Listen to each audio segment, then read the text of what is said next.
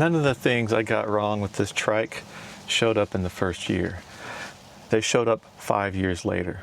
I've lived with this trike through real world riding, weight changes, indoor training, maintenance, and years of use. And a lot of the important lessons came later.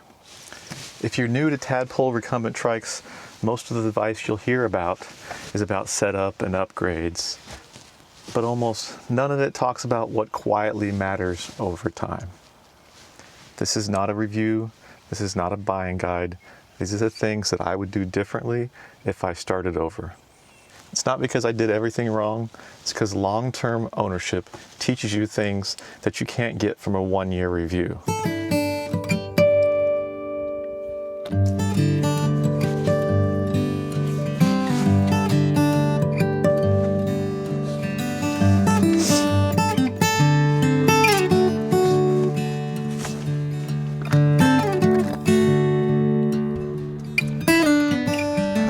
The first thing I would have done differently from day one is I would have stored the trike indoors. Temperature swings. It's not just because of corrosion. The corrosion is a good reason, but the temperature swings from going summer to winter or just day to night will degrade certain parts of your trike much faster. The front suspension system is made up of elastomers that, if they stay compressed for a very long time, and then they're subject to temperature swings, that could cause them to degrade over time. There's also kingpin bushings, seals, and the mesh seat that if you leave it out in the shed like I did for several months in my first year of ownership, then that just can cause a lot of problems with a lot of parts. So keeping the trike indoor, it stabilizes the materials, reduces long-term wear, and that you don't even notice until years later.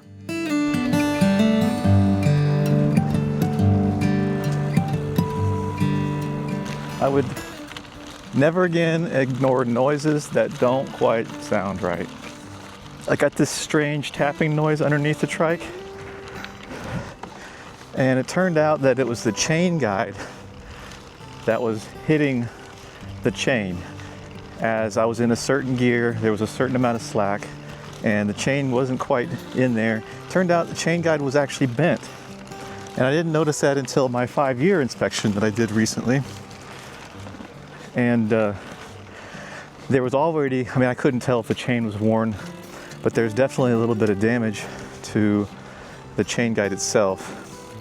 That's something I should have paid attention to. My headsets were actually moving, and I fixed those recently thanks to a suggestion from a viewer. It was caused by the cap. The headset cap was not quite tight, and which actually sets the entire headset into place and all the bearings and the bushings. And so that was pretty important. And found that in the 5-year inspection as well. And I should have noticed that way earlier. Also, my rear rack issue, I've talked about that before. Rear rack was moving a little bit. I could hear a little clunking back there that I didn't associate with, even though I already have a little bit of noise from the bag, but that noise from the rear rack, I kind of ignored a little bit. Probably should not have. Ended up fixing that with a helicoil insert, and so I'm able to use the rack again. But just trikes, they don't hide problems. You're low to the ground, you can hear pretty much every little tick. And if something sounds wrong, it usually is.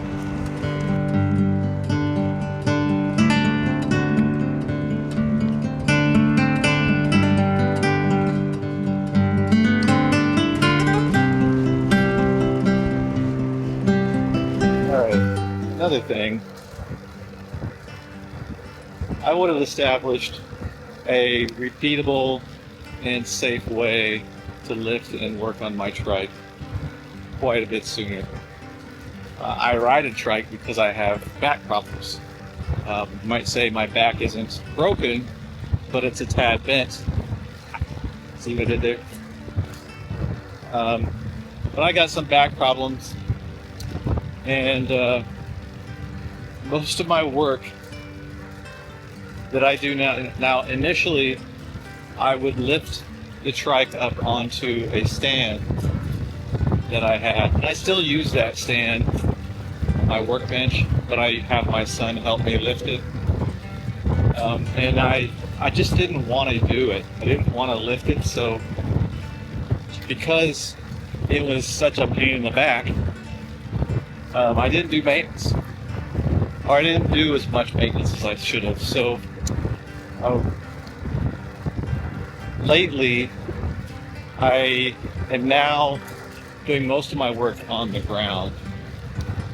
My trike, I put it on the trainer if I need to do work on the front side, and that holds it nice and steady.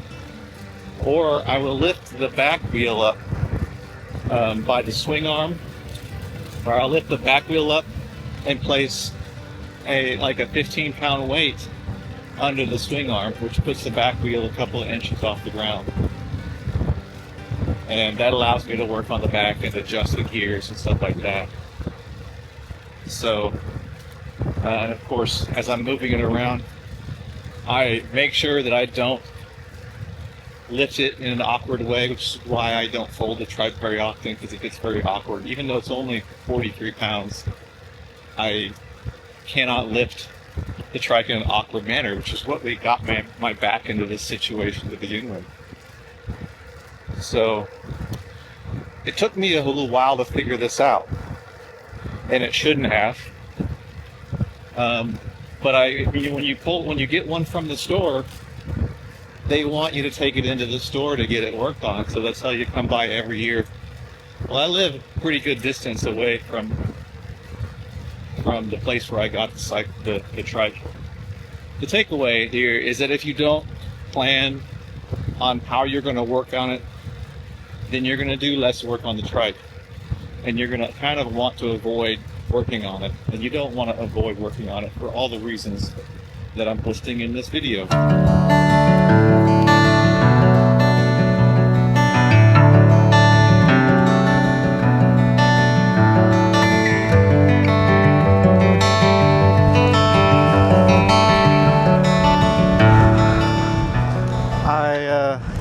I would have bought a shock pump for my rear suspension immediately and then learn how to use it. Over the 5 years, the shock lost a meaningful amount of air. Of course, I have gained and lost some weight, lost some weight, and I did not go back and to make sure that the shock was tracking properly. So also, if you add weight to it, then there's going to be an adjustment that's going to need to be made using a shock pump, because regular pumps will only get you so far. You're going to need a shock pump. If I had known that earlier, then I wouldn't be wondering why the back end feels a little bit squirrely, or why I'm bottoming out when I hit certain bumps. Because the shock pressure directly affects the handling and the comfort and the power transfer that you put to the rear pedals. So the shocks are not a set up and forget it system, especially when your rider weight changes or when the amount of gear that you put on the trike changes.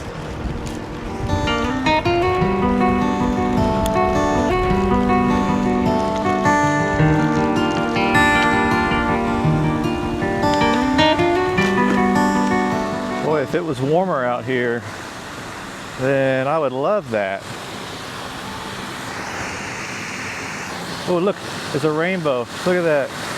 I don't know if you can see that on the camera, but it's making a little rainbow. It goes all the way out to there. All right, I made a phone call real quick. It's pretty far out here in the middle of nowhere. I'm not going to wait for him, but I figured I'd just stop on the side of the road and let you know about the other thing. So the other thing that I would have done is I would have practiced tire changes at home before coming out here. Now, I haven't had a flat tire in this trike yet, and I was under this assumption, probably naively under this assumption, that with trikes you're less likely to get a flat, and I'm pretty sure that that's not the case. Now, after doing some research, I think that you might actually be more likely to get a flat in a trike. And the reason is because it's kind of what I mentioned earlier in a previous video, that if you're in a bike and you have one tire in front of the other, and you can control kind of what your tire is going to hit. But in a trike, you're on 3 contact patches on 3 different tracks.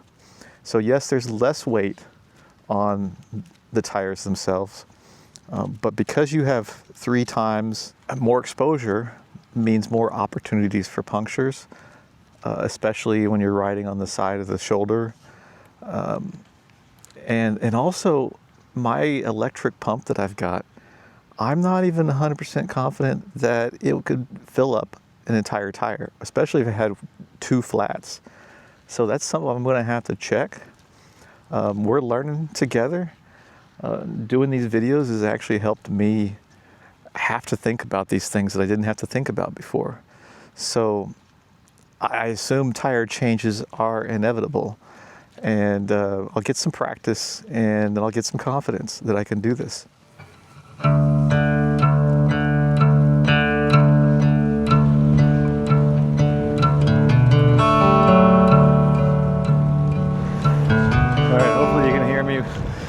Pretty windy out here, but I would have waxed the chain from the very beginning. It has nothing to do with speed.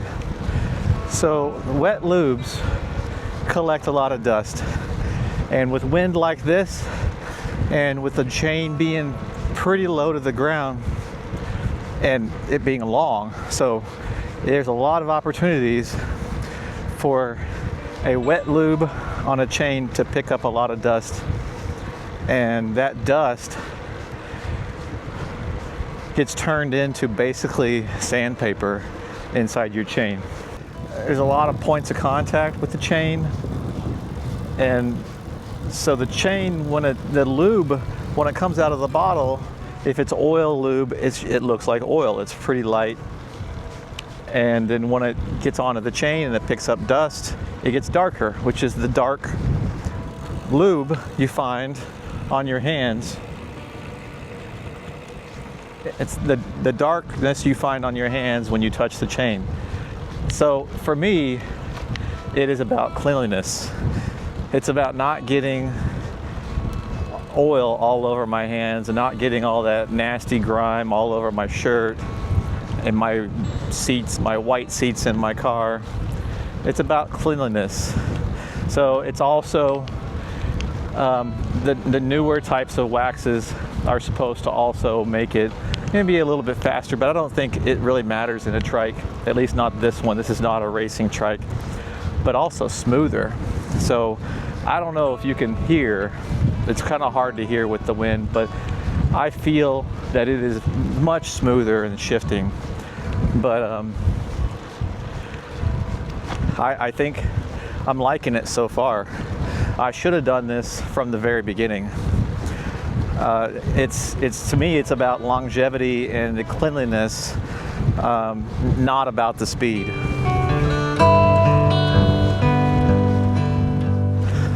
And now how I did the chains, though, I did the chain dipping. I wanted to try it. I hadn't done it before. I don't think it matters if you're dipping your chain or if you're using the drip-on lube. I think the drip-on wax lube is fine as long as it dries. You give it overnight to dry before you ride on it.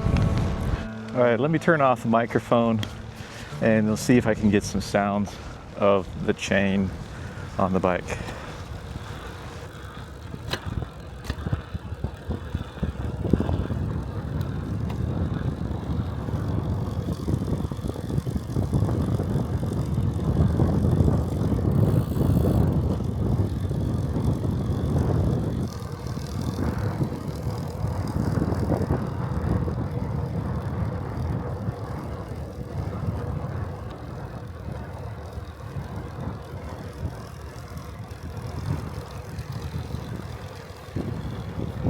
very cinematic, huh?